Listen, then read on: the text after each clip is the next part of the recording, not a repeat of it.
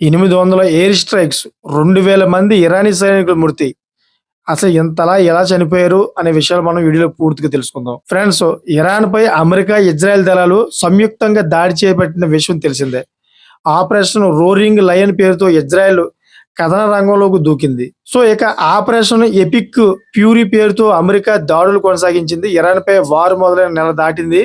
అయితే తాజాగా ఇజ్రాయెల్ రక్షణ దళం ఐడిఎఫ్ కీలక ప్రకటన చేసింది. ఇరాన్‌పై గత నెల రోజుల నుంచి సుమారు 800కి పైగా దాడులు చేసినట్లు చెప్పింది. ఆ దాడుల వల్ల సుమారు 2000 మంది ఇరానీ బలగాలు మృతి చెందినట్లు ఐడిఎఫ్ చెప్పింది. 800 వైమానిక దాడుల కోసం సుమారు 16,000 పేలుడు పదార్థాలను వాడినట్లు ఐడిఎఫ్ పేర్కొన్నది.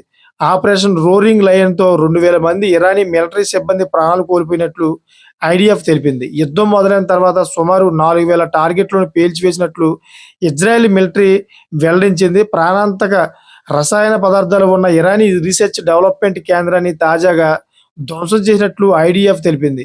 ఫెంటనిల్‌ను ఎస్‌పిఎన్‌డి సంస్థకు సరఫరా చేసేదని, దాంతో రసాయనిక ఆయుధాలను డెవలప్ చేసినట్లు ఐడిఎఫ్ తెలిపింది. చూసారు, దాని గురించి అయితే ఇతను ఒక వీడియో కూడా ట్విట్టర్‌లో రిలీజ్ చేశారు.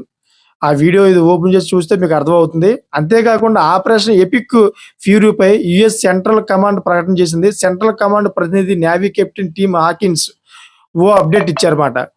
ఏ విధంగా అంటే ఇరాన్ వార్‌లో సుమారు 348 మంది అమెరికా మిలిటరీ సిబ్బందికి గాయాలైనట్లు వెల్లడించారు. దీంతో 315 మంది మళ్ళీ సర్వీస్ డ్యూటీలో చేరినట్టు చెప్పారు. 6 మాత్రం తీవ్రంగా గాయపడినట్లు తెలిపారు.